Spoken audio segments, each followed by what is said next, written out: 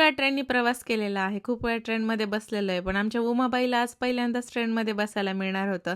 खूप छान वाटतंय, ह्या काहीतरी नवीन अनुभव मिळतोय. आणि ले शटलनी ट्रॅव्हल करायचं म्हणून बघा लोक किती सामान घेऊन आलेत, कोणी सायकल, कोणी मोठाल्या बॅग्स. नमस्कार मंडळी, काल तुम्ही पाहिलं आम्ही कसं लिव्हरपूलवरून लंडनला आलो आणि तिथून ले शटलची प्रोसेस चालू झाली. ते सगळ्यात शेवटी एक एक्झिट गेट असतो, तिथे छान अनाउन्समेंट होतात, जसे एअरपोर्टवरती अनाउन्समेंट होतात. 1 मिनिट ऐकवते हा.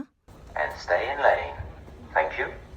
Mesdames et messieurs, l'embarquement commence. Veuillez suivre les indications des panneaux. इथे 2 भाषेत अनाउन्समेंट होतात, इंग्लिश आणि फ्रेंच. प्रवासात किती गोष्टी शिकायला मिळतात ना. इथे सगळी लोक आमच्यासारखेच थांबले होते, कुणी सुद्धा फ्रस्ट्रेटेड झालं नव्हतं. झाले असतील पण मनातली मनात. मी रोज स्कूटर काढलं बाहेर, भार्गवने फुटबॉल काढला आणि सगळे खेळत होते इथे जेवढ्या स्पेस असेल तेवढ्यामध्ये. तुम्हाला माहितीये, मी आणि राजेश म्हणत होतो की हे लोक पण आपल्यासारखेच पैसे सेव्ह करण्यासाठी ह्या ले शटलनी चालले असतील का, कारण ले शटलनी ना थोडेसे पैसे वाचतात. तेवढ्यात ग्रीन सिग्नल मिळाला आणि आम्ही निघालो पुढे. आता फक्त काही मिनिटातच आम्ही फ्रान्सला पोहोचणार होतो. इथे बघा काय लिहिलेलं आहे, टर्न ऑफ हेडलाइट्स म्हणून. बहुतेक ट्रेनमध्ये उजेड असतो वाटतं. विशेष म्हणजे दोन्ही भाषेत लिहिलेलं आहे, फ्रेंच आणि इंग्लिश भाषेमध्ये. निघालो आम्ही पुढे आणि गाडी चाललेली होती आपली ट्रेनमध्ये.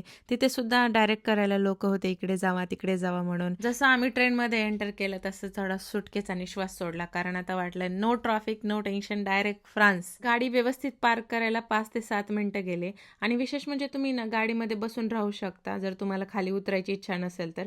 म्हणजे तुम्ही बसलाय ट्रेनमध्ये गाडीमध्ये बसलाय तुम्ही. आणि भार्गव एवढा एक्सायटेड होता ह्या सगळ्या गोष्टी बघून. त्यांना कंटाळा आलेला परत मुलांना, म्हणून थोडंसं खाली उतरून बघितलं, म्हणलं बघावं काय काय गोष्टी आहेत. बाहेर तापमान खूप होतं, त्यामुळे ट्रेनमध्ये सुद्धा जरा गरमी जाणवत होती. आणि आता गाडीमध्ये बसून कंटाळा आला म्हणून खाली उतरलो, तर एक जणांनी आम्हाला पाणी बॉटल दिल्या. तिथे वरच्या मजल्यावरती चाललं होतं, म्हणलं वरती काय आहे बघावं.